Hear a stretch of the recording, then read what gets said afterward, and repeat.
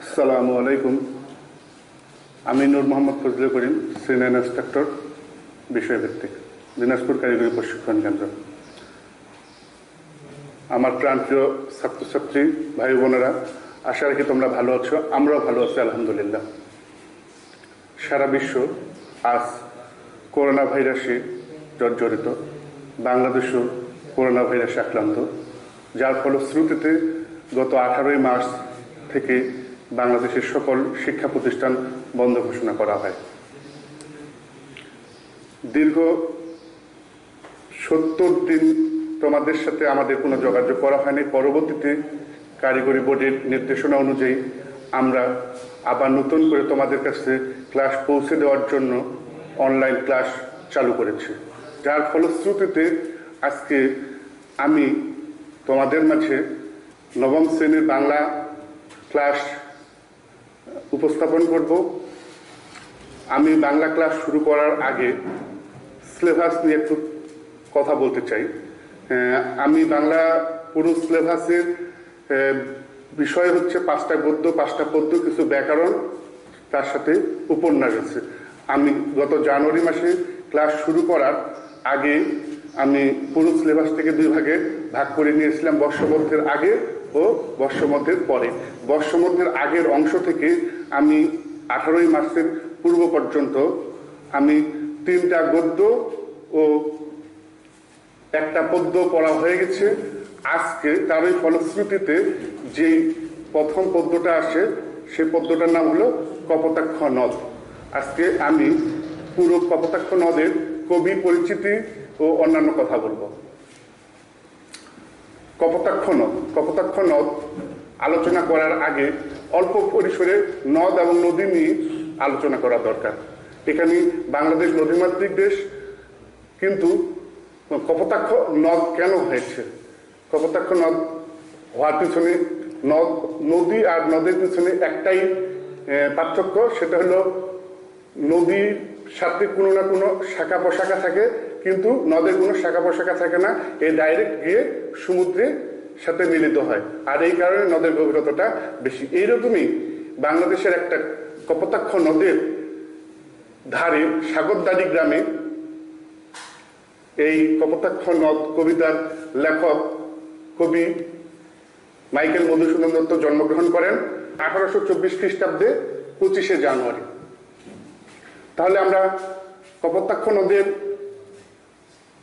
লেখক কবি মাইকেল মধুসূদন দত্তের জন্মস্থান সম্পর্কে কতটুকু জানতে পারলাম? যে তিনি জন্মগ্রহণ করেন যশোর জেলার সাগরদাড়ি গ্রামে। কত খ্রিস্টাব্দে? 1824 খ্রিস্টাব্দে 25শে জানুয়ারি। 25শে জানুয়ারি কবি যখন জন্মগ্রহণ করেন তখন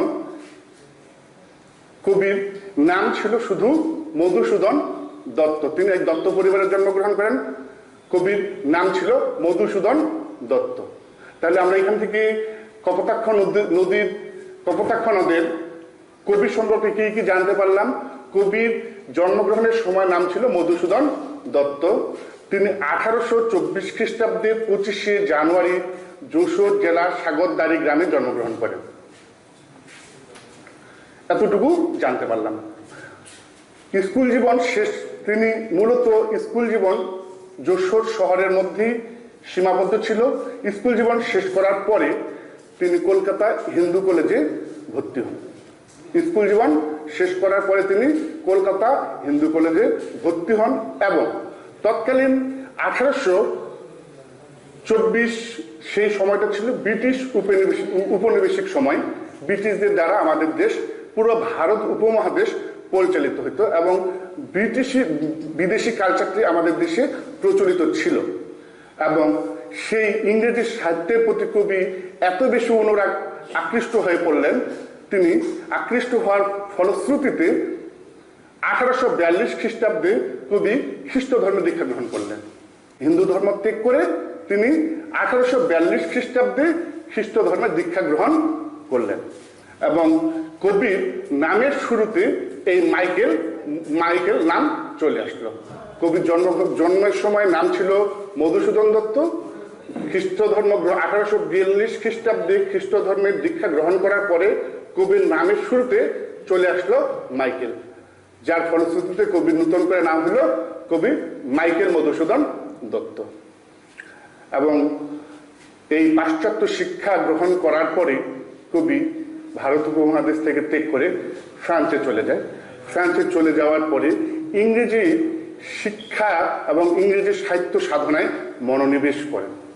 ইংরেজি সাহিত্য সাধনায় মনোনিবেশ করেন, যার ফলশ্রুতিতে তিনি অনেক ইংরেজি সনেট কবিতা রচনা করেন। পরবর্তী জীবনের বিচিত্র কষ্টকর মুহূর্তগুলি কবির জীবনে এক ভুল ভেঙে গিয়েছিল এবং যার ওই ফলশ্রুতিতে তিনি আবার বাংলা ভাষার প্রতি ভুল করে তিনি বুঝতে পারলেন যে আমি অনেক ভুল করেছি এবং তার একক প্রচেষ্টায় আবার বাংলা ভাষা ও সাহিত্যের প্রতি অনুরাগ ফিরে আসে, যার ফলশ্রুতিতে তিনি অনেক তার অমর কীর্তি মেঘনাদ কাব্য তিনি তার অমর কীর্তি কবি মাইকেল মধুসূদন দত্তের অমর কীর্তি মেঘনাদ কাব্য অনেক অজস্র রচনাবলীর মধ্যে অন্যতম রচনাবলী হলো অন্যান্য কাব্যগ্রন্থের মধ্যে কাব্যগ্রন্থ তিলোত্তমা সম্ভব, বীরাঙ্গনা কাব্য, ব্রজাঙ্গনা কাব্য। অনেক নাটকের মধ্যে উল্লেখযোগ্য কিছু নাটক এখানে উল্লেখ করেছি। নাটক কৃষ্ণকুমারী, শর্মিষ্ঠা, পদ্মাবতী, বুড়ো শালিকে ঘাড়েরও। অজস্র কবিতাবলীর মধ্যে অমৃতাক্ষর ছন্দ ও সনেট প্রবর্তন করে তিনি বাংলা ভাষা ও সাহিত্যে নতুন মাত্রা যোগ করেছেন। পরবর্তী জীবনে তিনি বাংলা কাব্যের অমৃতাক্ষর ছন্দ ও সনেট প্রবর্তন করে তিনি যোগ করেছেন এক নূতন মাত্রা। তারপরে তিনি 1873 খ্রিস্টাব্দে 29শে জুন কবি পরলোক গমন করেন। আমি কপোতাক্ষ কবিতার কবি মাইকেল মধুসূদন দত্তের খুব সংক্ষিপ্ত আকারে জীবন পরিচিতি তুলে ধরলাম। এই বিষয়টি আমি আরেকটু বিস্তারিত আলোচনা করতে পারি। আমরা এখান থেকে কি কি জানতে পারলাম কপোতাক্ষ নদের কবি নাম মাইকেল মধুসূদন দত্ত, জন্ম 1824 খ্রিস্টাব্দে 25শে জানুয়ারি যশোর জেলার সাগরদাড়ি গ্রামে। তিনি খ্রিস্ট ধর্মের দীক্ষা গ্রহণ করলেন 1842 খ্রিস্টাব্দে। তিনি তার অমর কীর্তি মেঘনাদ কাব্য, অন্যান্য কাব্যগ্রন্থের মধ্যে তিলোত্তমা সম্ভব, বীরাঙ্গনা কাব্য, ব্রজাঙ্গনা কাব্য, তার নাটক কৃষ্ণকুমারী, শর্মিষ্ঠা, পদ্মাবতী, বুড়ো শালিকের ঘাড়েরও, বাংলা কাব্যের অমৃতাক্ষর ছন্দ সনেট প্রবর্তন করে তিনি যোগ করেছেন নতুন মাত্রা। 1873 খ্রিস্টাব্দে 29শে জুন কবি পরলোক গমন করেন। আমি এখন এখান থেকে কবি পরিচিতি থেকে সৃজনশীল প্রশ্ন হিসেবে যদি ক নাম্বারের প্রশ্ন, সাধারণত কবি পরিচিতি থেকে ক নাম্বারের প্রশ্নটা সৃজনশীল অনুশীলনমূলক প্রশ্নটা বেশি চলে আসে। এখন এখান থেকে অনেকগুলো প্রশ্ন কিন্তু চলে আসছে। আমরা অনেকগুলো 0.5 মার্কের প্রথম প্রশ্ন অনুশীলনমূলক প্রশ্ন যেটা আমরা বলে থাকি, সেই প্রশ্নটা অনেকগুলো প্রশ্ন নিজে প্রশ্ন করবো এবং নিজেকে উত্তর দিতে পারবো। কিরকম? কপোতাক্ষ নদের নদ কবিতাটির কবির নাম কি? কবির নাম হলো সোজা উত্তর মাইকেল মধুসূদন দত্ত।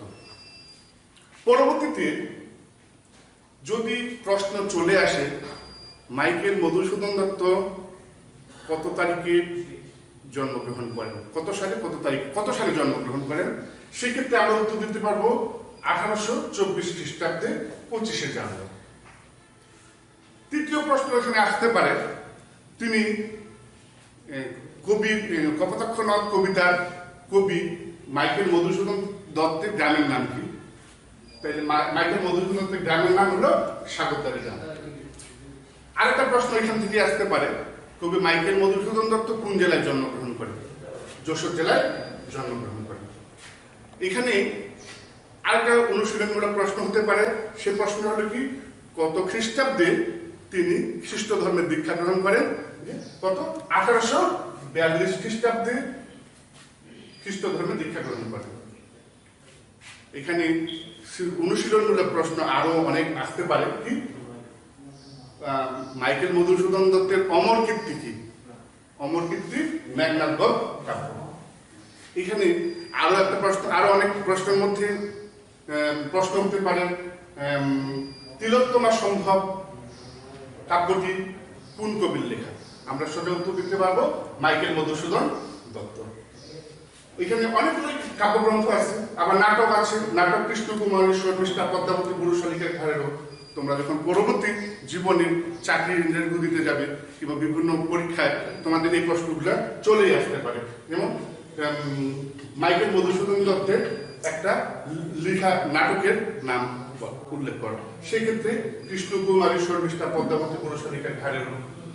অন্য কাব্যগ্রন্থের মধ্যে আসতে পারে তিলোত্তমা সম্ভব বীরাঙ্গনার কাব্য, ব্রজাঙ্গনার কাব্য, এরকম প্রশ্ন চলে আসতে পারে। হয়তো প্রশ্ন চলে আসলো মাইকেল মধুসূদন দত্তের জন্ম মৃত্যু কত তারিখ? 1873 খ্রিস্টাব্দে 29শে জুন। তো প্রিয় ছাত্রছাত্রী ভাই বোনেরা, আমি তোমাদের মাঝে আজকে কপোতাক্ষ নদ কবিতার কবি পরিচিতি উপস্থাপন করেছি। পরবর্তী ক্লাসে আমি চেষ্টা করব কপোতাক্ষ নদ কবিতাটি সুন্দরভাবে বোঝানোর। আর তোমাদের এই কবিতার মধ্য থেকে বাড়ির জন্য ক্লাস পড়া থাকলো।